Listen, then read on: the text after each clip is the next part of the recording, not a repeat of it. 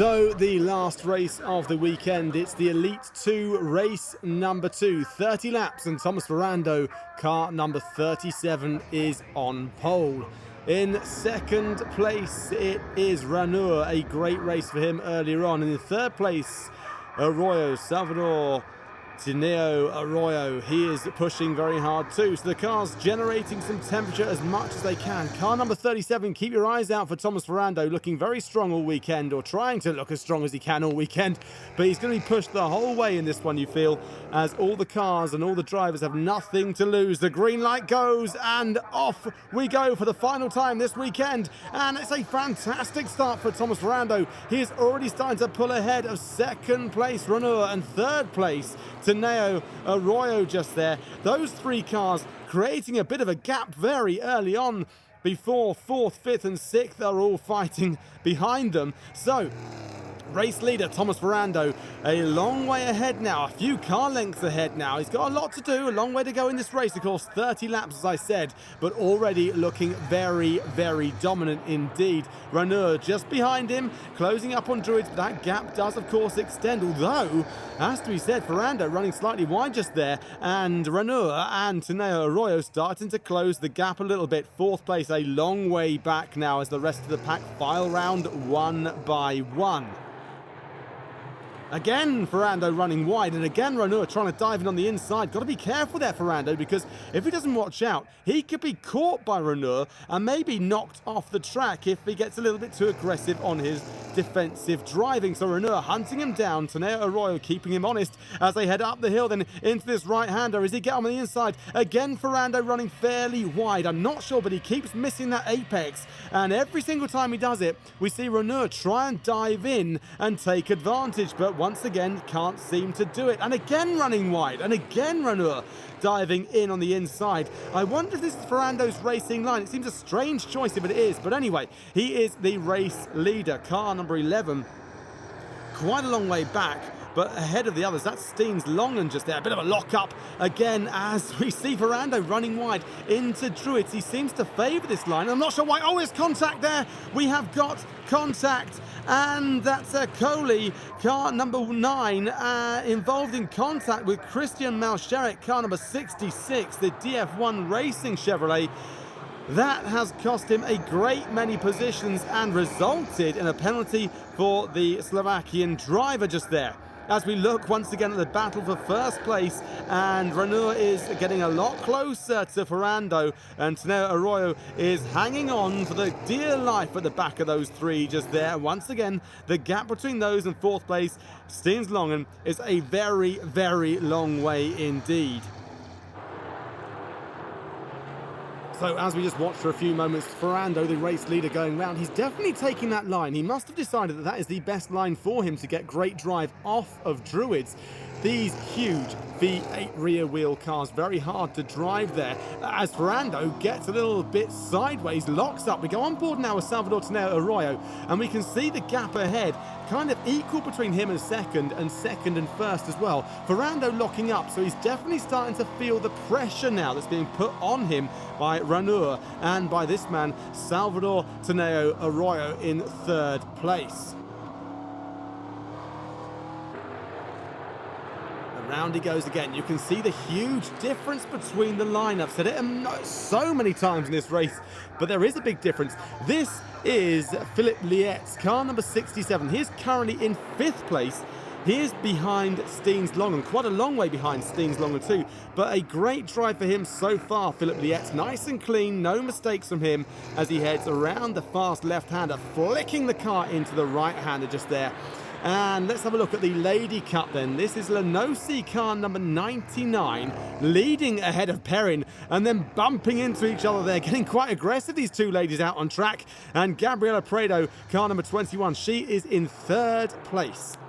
Back to the race leader then, Ferrando has it. A bit of a gap now starting to open between him and Ranur. That's a gap that he needs. And then a little bit further back we have got Tineo Arroyo, starting to fall off the back just there a little bit, but not too far back, as you can see. And Ferrando's starting to open up with this great view of the Brands Hatch circuit, and a great circuit to go and watch motorsport where you can see most of the turns. Steens-Longen then 4th place ahead of Lietz. We go on board with Steens-Longen, the fast left-hander Graham Hill back on the accelerator. Got to be careful you don't run too wide, get 4 wheels over there and you start to, or you do, exceed track limits. It happens quite regularly. Anyway, we're on board with Steens-Longen. You can see how much he has to work behind the wheel there as he heads up onto the very fast start-finish straight. And you can also see the slope, the camber there on that start-finish straight. So Steens-Longen, car number 11. Let's have a look at the Legend Trophy, shall we? We want to have a look at Melgrati, car number 6. That's actually Lietz just there. Currently in 5th place. Now this is Melgrati, car number 6, ahead of Godon in car 85 and Verne in car number 2. And the 2014 Legend champion, Eric de Donker, here he is in car number 98. He leads this Legend category at Brands Hatch. So a great battle here between these two, car number 8 and car number 66. Both of them really going for it. A very fast right-hander, very wide line there as well. And he's got him on the inside, a great overtaking maneuver. Brilliant stuff, and contact up into Druids. Oh, they fought so hard and smashing straight into each other. A spin and very slow off the exit too, holding up the car behind, but just nudging out the way and slowing down. Is there a problem with the car? I do hope not. What a real shame, but fantastic action. As we look back at the race leader, Ferrando still leads Florent Renault. Quite a big gap now as Renault makes a bit of a mistake. Oh, there he is making another mistake, completely taking his eye off of it now. Graham Hill, he's not the only one that's made the mistake there today as he gets back on the track. A very slow entrance back on. Oh!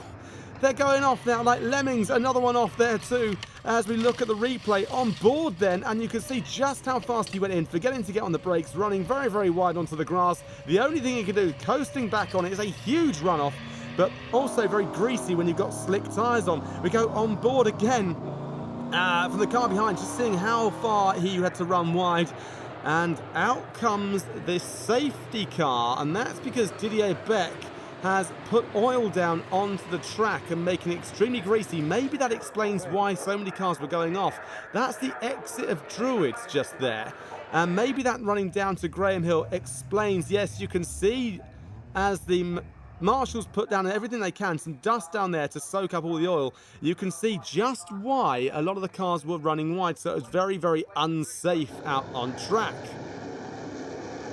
So we're looking at the restart, only 3 laps to go, and we have got Ferrando in front, but look at this, Renault and Longen Lietz out there to a great restart, and as he got him on the lead up, oh, was they going around that right-hander?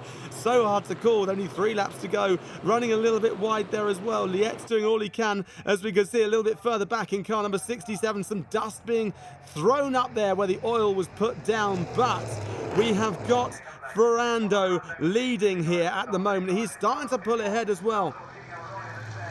And a big gap between 2nd and 3rd place too. Now with only a very short distance to go. Is he going to be able to hold on? It's been a fantastic bit of action out on track and a huge gap starting to arrive. I can't quite work out why there's such a big gap just there. But car number 51, that's Teneo Arroyo in 2nd place. On board with Teneo Arroyo we go. Trying to catch up with Ferrando, flicking the car right onto that big drop off there as we go back up the hill into Druids. Quite a long way back, too far back, needs to be a lot closer, but you can see the different line hitting the apex there, Teneo Arroyo and Ferrando not. We now look a little bit further back, car number 44. They're looking for the battle for 6th place, actually, 24 and 44 fighting there for 6th place. And a bit of a gap there as well. It looks like he's probably got it in the bank if he can just hold on for this last moment. Over he goes. Not many laps to go for him. Just got to keep that head on his shoulders. And they have a lovely 6th place just there. But oh, a huge smash, and a car looks like it's on its roof. This is between 85 and number 6.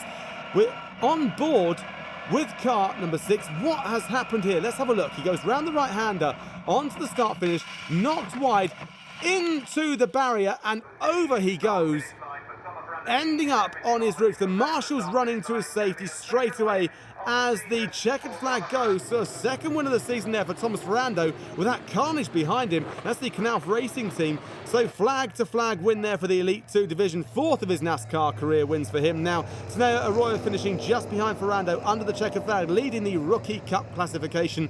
The ex-championship leader Gianmarco Accoli finishes back in 8th place. Eric Dodonka leads Legend Trophy. Francesco Lanosi wins the Lady Cup, and Ferrando's very happy and celebrates with his team. I'm really happy to win again with the Knauf color. The second win is really important for us because the first day really difficult. I make a big mistake that we lost one place for the championship. So I'm really happy to win today with the Knauf crew. Winner with his trophies and also taking the photo opportunity as well. So Ferrando there wins for the second time this year. Philippe Lietz is now the new championship leader with a 2-point advantage over Gianmarco Accoli and Thomas Ferrando. The battle is going to be great at the Tour Speedway for the last round of the regular season on the 27th and 28th of June. And naturally, we hope to see you all there. Very well done.